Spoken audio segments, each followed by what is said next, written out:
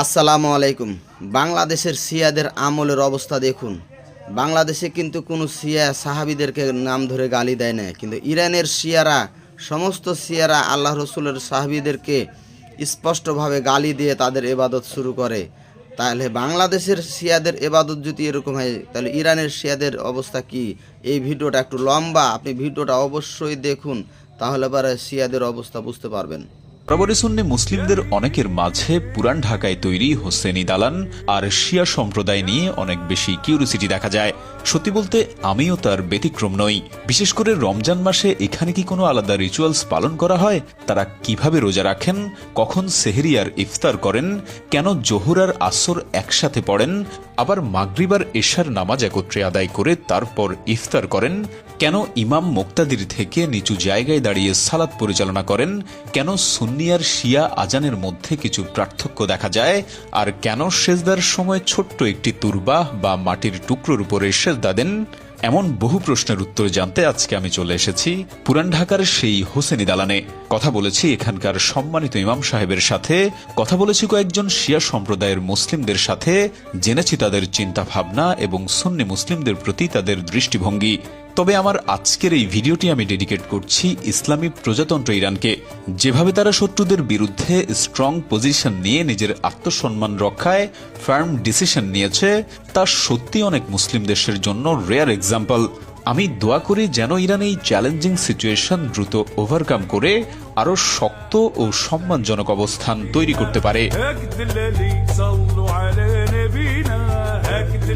আসসালামু আলাইকুম সবাইকে, আমি জাইফ রহমান আপনাদেরকে ওয়েলকাম করছি আমার আরো একটি নতুন ভিডিওতে। আমার পেছনে দেখতে পাচ্ছেন হোসাইনি দালান। রমজানে আপনাদের কি ধরনের আয়োজন হয়?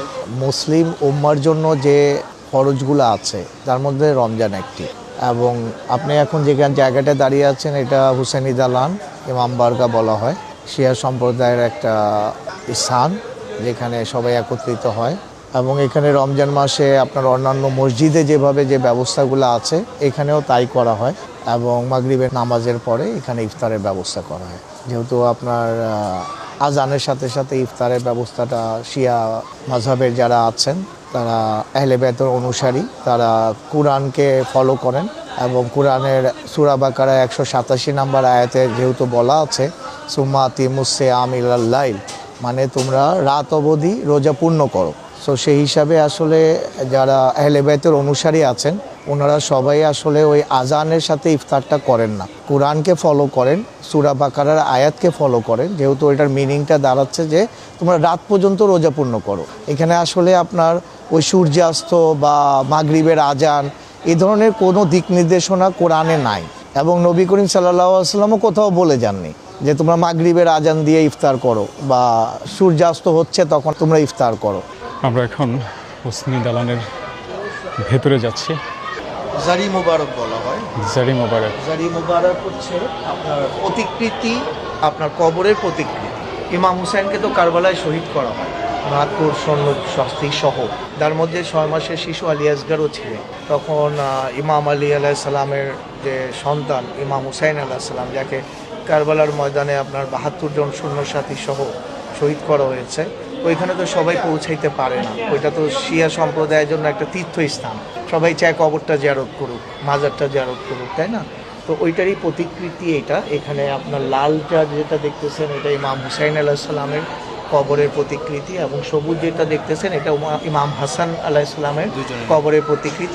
আপনাদের এখানে যে দুইটা যে কবরের মতো ইয়া করা, এটা স্মৃতি, যেমন আপনার শহীদ মিনারে দেখেন সেম মহিদিন নিশে কারবালার একটা মডেল। তা ইমাম হোসেনের আসল কবর তো কারবালাতে, তো ওনার ওই স্মৃতি সদ হিসাবে এটা এখানে আর কি, আর জাস্ট আর কিছু। রূপুর মতো অথবা সেজদার মতো করা হয়, এটা কি আসলে কোনো ইয়া? দেখেন এটা আকিদাগত ভাবে যদি কেউ আল্লাহ মনে করে কেউ যদি রুকু দিবে সেজদা দিবে তাহলে সেটা ঠিক না, সেটা আমরা বলি যে এটা ভুল। কিন্তু কেউ যদি সম্মানে যদি কেউ, এখন একজন আসছে আমি দাঁড়ায় গেলাম, আমি একটু ওনাকে করলাম, সম্মান দিলাম, একটু নিজেকে করলাম, আমি তাকে খোদা বলি না, তাকে তো অন্য কিছু বলি, নবী বলি না, কিছু বলি না। সম্মান যদি কেউ করতে তাহলে সেটা ঠিক আছে, কিন্তু সে যদি বলতে না এটা আমি আল্লাহ হিসাবে আমি ওনাকে সিজদা দিতেছি, রুকু করতেছি, তাহলে সেটা ভুল হবে। আলী আলাইসাল্লাম ওনার কাছে কোনো কিছু চাওয়া যায়? অবশ্যই দেওয়া যায়, আমরা ওনাদেরকে ওসিলা হিসাবে আল্লাহর কাছে পেশ করতে পারি, ওনার মাধ্যমে। ওনার মাধ্যম। ওনাদেরকে তো আল্লাহ মানতেছি না, আমরা তো আলীকে বলি না যে আলী আল্লাহ।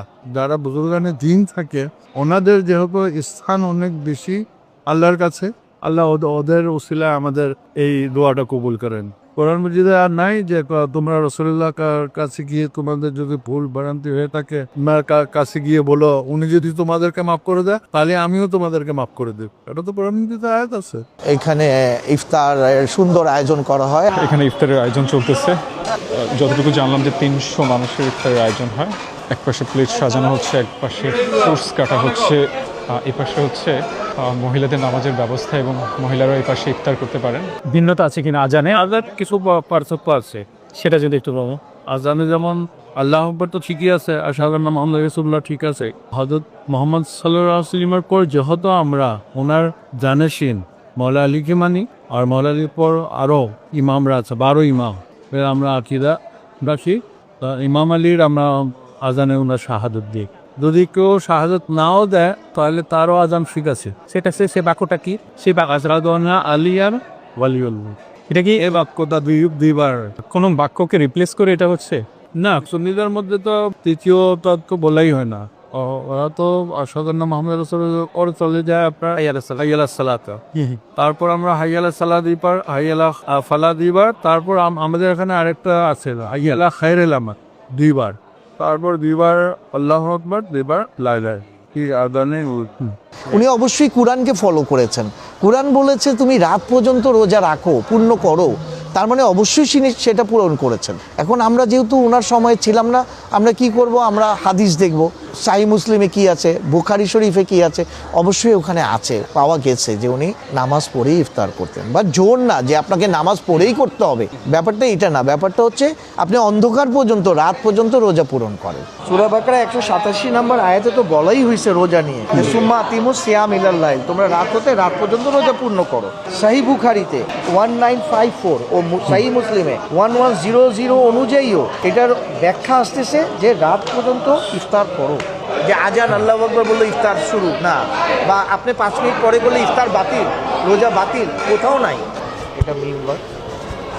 এমনিতে মজলিস হয় কিনা কোনো ধরনের? এখানে হয় এবং এখানে হয়। হ্যাঁ, এই জায়গাটাতে আপনার বয়ান হয়, মহরম মাস বলেন এবং অন্যান্য সব সময় জিকির ইবাদত সব এই রুমটাতেই হয়। আচ্ছা, এখান থেকে খুতবা দেওয়া হয় এবং এখানে জামাতে পরে এখানেই ইফতারের আয়োজন করা হয়। এই অঞ্চলে পড়ে গেছে এটা, কিন্তু মিরপুরা তো 300-350 বছর, 350 বছর। সামনে হচ্ছে এটার গেট, এবং আমি যদি আপনাদেরকে দেখাই সামনের দিকটা,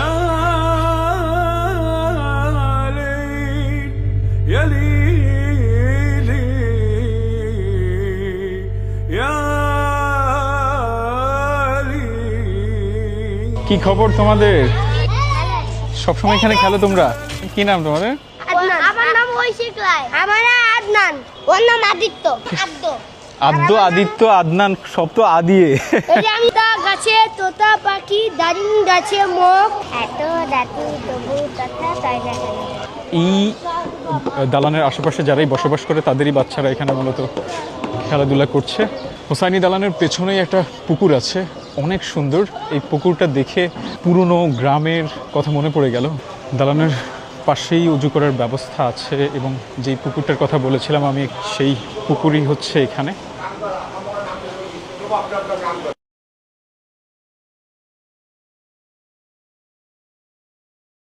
অনেক সুন্দর পুকুর, এবং একজন ভাইকে দেখা যাচ্ছে সিঁড়িতে দাঁড়িয়ে মাছকে মুড়ি দিচ্ছে, এবং মাছ সেই মুড়িগুলো খাচ্ছে।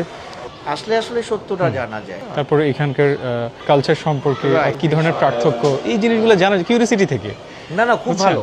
আসলে আমাদেরও তো ধরেন কিউরিসিটি থেকে আমরা জানি। সুন্নাতের ব্যাপার তো আমারও জানতে হবে, কারণ আমি যেহেতু মুসলিম, ধরেন মহানবী সাল্লাল্লাহু আলাইহি ওয়াসাল্লাম যা করে গেছেন এটা আমার জন্য আছে, আমরা সেটাকেও ফলো করি, 100% ফলো করি। হজ, যাকাত এইসব তো নবী করিম সাল্লাল্লাহু আলাইহি ওয়াসাল্লাম করে গিয়ে বুঝিয়ে দিয়েছেন যে এভাবে করো। তো আজকে আমি আপনি সবাই যারা মুসলিম, আমরা সবাই একইভাবে পালন করতেছি। ওই যে বললাম, পালন করার পথটা হয়তো ভিন্ন। আপনি নামাজ পড়তেছেন, আমিও পড়তেছি না, আপনি হাত বেঁধে নামাজ পড়তেছেন, আমি হাত ছেড়ে নামাজ পড়তেছি, তফাৎটা এখানে। বাট আমি আপনি দুজনেই নামাজই পড়তেছি। চাচা এটার বিশেষ কোনো আছে মানে এটা জ্বালানোর পেছনে? না কোনো কিছু নাই, এটা আলো করা, আল্লাহ ঘরে আলো করা। আচ্ছা আচ্ছা। মানে আল্লাহর ঘরকে আলো করা, তাই তো? মোমবাতি জ্বালিয়ে। আর এগুলো মানলেও উপরে মানতে ছোট আছে, ঘাট আছে, মানতে। তারাবির নামাজে যদি আসেন, আসলে তারাবির নামাজে নিয়ে কোনো ডিবেট নাই, কিন্তু আপনি দেখেন কেউ 8 রাকাত বলতেছে, কেউ 20 রাকাত বলতেছে। এটা তো আসলে প্রচলিত, কোরআনে কোথাও তারাবির নামাজের কথা উল্লেখ নাই, মহানবী সাল্লাল্লাহু আলাইহি ওয়াসাল্লামের আমলে তারাবির উল্লেখ নাই। দ্বিতীয় খলিফা ইসলামের ওমর রাদিয়াল্লাহু আনহু থেকে উনি শুরু করেছেন। রাসূল সাল্লাল্লাহু আলাইহি ওয়াসাল্লাম ইবাদত করতেন, বাট তারাবির নামাজের রূপে ইবাদত করেননি কখনো, যেটা এখন তারাবির নামাজ বলা হয়, যে কোরআনকে শেষ খতম দেওয়া। সেই পদ্ধতিতে রাসূল সাল্লাল্লাহু আলাইহি ওয়াসাল্লাম তারাবি কি পড়েছেন? নামাজ কি আদায় করেছেন? না, কোথাও তারাবির নামাজ রাসূল সাল্লাল্লাহু আলাইহি ওয়াসাল্লামকে রেফারেন্স দিয়ে বলা যাবে না। না, আমাদের এখানে তারাবি পড়া হয় না। জোহরের নামাজের সময় খুব সংকীর্ণ, নামাজ পড়তে পড়তেই আপনার কিন্তু সময় শেষ হয়ে যাচ্ছে, তার মানে আপনি আসর পড়তে পারতেছেন। আমরা কিন্তু জোহর আসরও একসাথে পড়ি। নবী এমন কোনো কাজ করবেন না যেটা প্রচলিত নিয়মে নাই। কবরের বিষয়ে কোনো পার্থক্য আছে সুন্নি শিয়া, মানে আলাদা কোনো করে? পার্থক্য নাই। আপনি দেখেন এই যে কবরগুলো, নামাজের জানাজা হয়, শিয়া উম্মার অনুসারী শিয়া, পুরানো ঢাকার খাঁটি শিয়া, ওনাদেরকে জি, এখানে একটা ফিস আছে, ওইটা দিয়ে এখানে কবর হওয়া যায়। কিন্তু যারা এখানকার স্থানীয় আদি শিয়া, আমরা মসজিদ বলি, এটা কি মসজিদ বলা হয় নাকি ইমাম বারগা বলা হয়। ইমাম বারগা বলা হয়? ইমাম বারগা বলা হয় যেহেতু এখানে ইমামের জিকির হয়। এখন ধরেন আলাদাভাবে মসজিদ তো কোথায় নাই, শিয়া যারা অনুসারী সবাই ইমাম বারগা করে। ইমামের উপর কয়টা আছে? বহু আছে। মোহাম্মদপুরে শিয়া মসজিদ আছে, যেটা ওখানে ইমাম বাড়ি আছে, মসজিদ আছে সামনে, তারপর ইমাম বাড়ি আছে, মানে প্রথমে ইমাম বাড়ি করা হয়। আমি আজকে ইফতার করতে আসছি, নিয়মিত আসেন? আসা হয়। আরও একটা বিষয় আমাদের দৃষ্টিতে আটকে পড়েছে, সেটা হচ্ছে আমাদের মধ্যে যে জিনিসটা দেখা যায় যে মহিলাদেরকে কবরস্থানে যাওয়া নিষেধ, মহিলাদের অনুমতি নেই কবরস্থানে যাওয়ার। বাট এখানে দেখা গেল যে কবরস্থানে মহিলারা যাচ্ছেন, কবর জিয়ারত করছেন। এই বিষয়টা এখানে খুবই কমন। বাম্পার সাথে না, আমরা হোসাইনি দালানের সামনে যে মসজিদ আছে সেটাতে ইফতার করব। ওই যে এপাশে এই যে এপাশে ইফতারের প্রিপারেশন চলছে। শরবত নিয়ে, গ্লাসে করে শরবত নিয়ে নেন।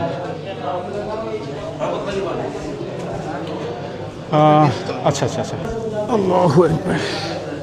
যেহেতু হচ্ছে নামাজের পরে ইফতার হয় সেখানে, তো সেক্ষেত্রে আমরা অনেক বছর ধরে যে জিনিসটা দেখে আসছি, যেই নিয়ম ফলো করে আসছি, সেটার বিপরীতে যেতে পারি না। আমরা ইফতার শেষ করে ফেলছি। হোসনি লাইনের বিপরীতে যে মসজিদ আছে সেখানে এখন আবার এখানে আসছি।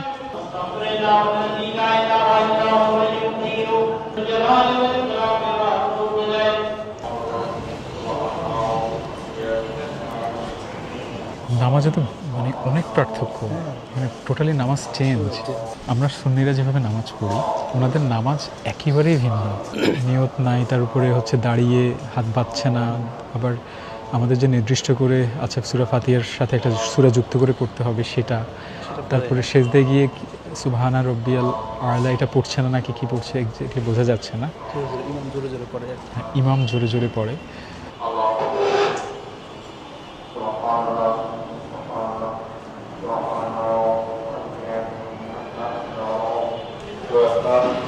এই পাশটা হচ্ছে মহিলাদের জন্য ইফতারের ব্যবস্থা, আর এক পাশে হচ্ছে পুরুষদের জন্য।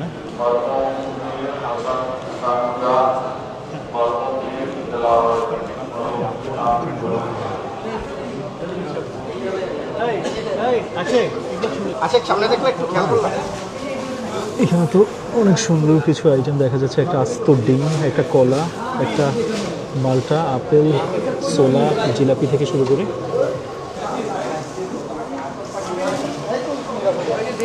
ওনাদের নামাজ শেষ হয়ে গেছে, এখন সবাই এসে ইফতার করবেন, ইফতারের জন্য বসবেন। আচ্ছা, প্লেট সার্ভ করা হবে, পর্যাপ্ত পরিমাণে ফ্রুটস আছে এবং এটা খাওয়ার পর ছোলা মুড়ির ব্যবস্থাও আছেন। ঠিক আছে, আমরা বসে গেলাম।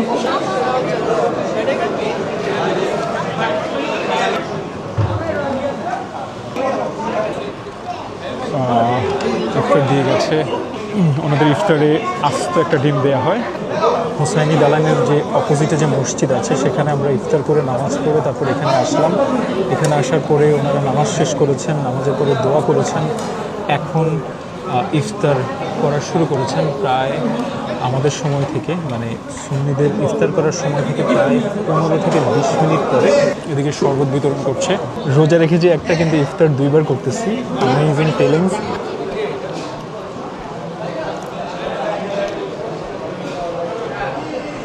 আস্ত ডিম দিচ্ছেন আপনার ইফতারে। 1964 থেকে হোসাইনি ওয়েলফেয়ার অ্যাসোসিয়েশন হওয়ার পর থেকে এভাবে চলে আসতেছে। কলা, ডিম, আলু চপ, সিঙ্গারা, মালটা, আপেল, আঙ্গুর প্রতিদিন থাকে। ডাল রুটি হয়, গরুর মাংস, মুগ ডাল, গরুর মাংস, বুটের ডাল দিয়ে নান রুটি। সবাই খুব সুন্দর করে ইফতার করছেন। আপনারা দেখতে পাচ্ছেন আমি এখন আছি হচ্ছে হোসাইনি দালানের ভেতরে। এখানে সবাই খুব সুন্দরভাবে ইফতার করছেন। এইখানে প্রতিদিন 300 রোজাদারের জন্য ইফতারের আয়োজন করা হয়। মাগরিবের নামাজের পর আমরা আবার এশাটা পড়ি। একটু পরে এসে পড়া হবে না হয় না, আমাদের হয়ে গেছে আমরা আসরিবের পর একটু নাফিলা পড়ি, সুন্নাত নামাজ পড়ি, তারপর আমরা এশা পড়ি।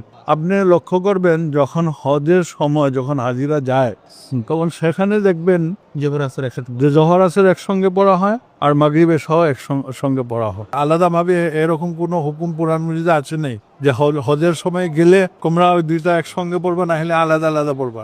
আলাদাও পড়া যায়, ওটা তো একটা বিশেষ, তাই না? বিশেষ কোনো হুকুম আসেনি তো কোরআন মজিদ। মানে আল্লাহ রাসূল সবসময় এভাবে পড়তেন। এখন সবসময় নাও হতে পারে, কিন্তু উনি আলাদাও পড়েছেন, আপনার একসঙ্গেও পড়েছেন। যদিও সময়টা এখন মাগরিবের অনেক পরে, কিন্তু ওনারা এই সময় ইফতার করছেন, ওনাদের নিয়মেই ওনারা ইফতার করছেন।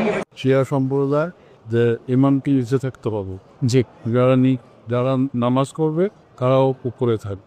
এখন আমি যদি এখানে নামাজ করি, যে ওই রুমটা হয়েছে নিচু, ওই রুম বুঝতে স্যার, যে ওইখানে যারা নামাজ পড়বে ওদের নামাজ হবে, আমি উপরে হয়ে যাব, তারা নিচে হয়ে যাব। এই জন্য এই নিচে থাকলে কি হবে, ওই জায়গায়ও নামাজ করতে পারবে, এই জায়গায় নামাজ করতে পারবে, কি সব জায়গায় নামাজ।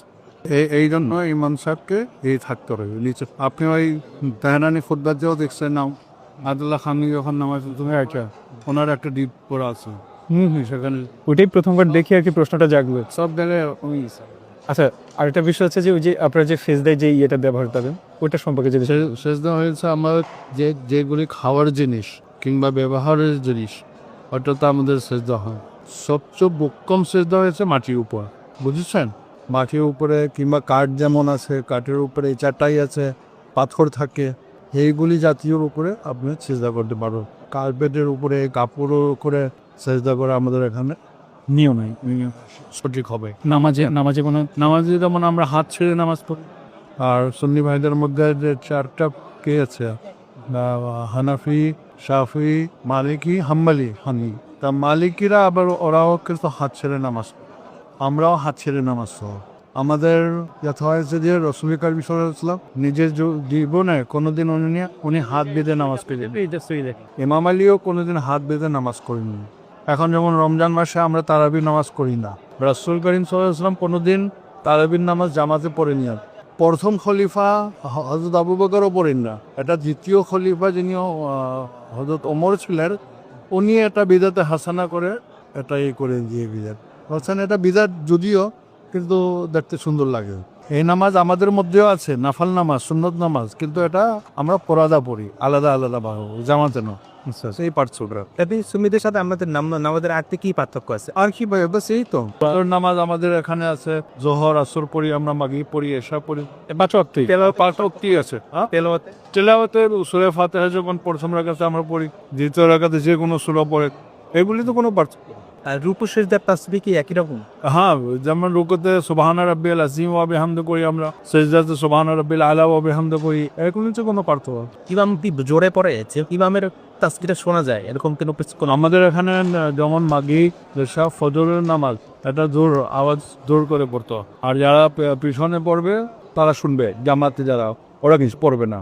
এই যে সূরাগুলি যে ইমাম পড়বেন ওরা শুনবে, ইমামের সঙ্গে সঙ্গে ওরা তৃতীয় রাকাত, চতুর্থ রাকাতে পড়তে হবে, রুকু পড়তে হবে, সিজদা পড়তে হবে। আর এমনিতে নামাজে সময়টা, যেমন মাগরিবের নামাজ হিসেবে তো এখন আপনারা আগে পড়ে তারপরে ইফতার করতেছেন। এটা খুব জরুরি না, যখন সময় হয়ে যায় যে আপনার ইফতারির সময়, সেই সময় আপনি ইফতারি করতে পারেন। কোরআন মজিদের আয়াত আছে ওয়াতিমুস সায়ামা ইলাল লাইল, তোমাদের রোজাটা সম্পূর্ণ করো কবে? রাত্রে। এখন আপনি দেখবেন যে মসজিদে যে আজান হয়, সেই আজান থেকে আমাদের এখানে এখন 13 থেকে 14 মিনিট আমরা লেট করি আজান দিয়ে। এখন যখন মসজিদে যখন আজান দেওয়া হয় দেখবেন পরিষ্কার থাকে, সেই সময় আমাদের কথা অনুযায়ী সেই সময় রাত পায় না। সন্ধ্যা একটা জিনিস, রাত একটা জিনিস, বুঝেছ? কোরআন মজিদে বলা হয় যে রাত্রে তোমরা রোজাটা শেষ করতে হবে। এই জন্য এখানে একটা পার্থক্য আছে আর কি। ঠিক আছে, আসসালামু আলাইকুম। চাই পেয়ে যাবে একটু গান চালাকি, একটা চান্স তো গান। ভাই প্লেট দুটো কি করছো এখানে ছিল? এখানে টেবিলে দিয়ে দাও, ভিতরে বসে দিকে বসেন ভাইজা। আমরা অনেক ইনফরমেশন জানলাম ওনাদের কাছ থেকে। এই পাশে আপনারা দেখতে পাচ্ছেন যে এতক্ষণ যারা ইফতার বিতরণ করেছেন তারা এখন ইফতার করছেন, সবাইকে ইফতার খাওয়ানোর পরে। হোসেনি দালান শুধু একটি ধর্মীয় স্থাপনা নয়, এটি ঢাকার বহু শতাব্দীর ইতিহাসের সাক্ষী। সুন্নি ও শিয়া উভয় সম্প্রদায়ের মাঝেই কৌতূহল থাকা স্বাভাবিক, তবে পার্থক্যগুলো মূলত ফিকহ ও ঐতিহ্যগত ব্যাখ্যার পার্থক্য, ঈমান বা কোরআনের মৌলিক ভিত্তিতে নয়। এই ভিডিওতে যদি আমার কোনো ভুল আপনাদের চোখে পড়ে কিংবা আমাকে ভিডিও সম্পর্কে কোনো সাজেশন দিতে চান, তাহলে অবশ্যই কমেন্ট করে জানাবেন।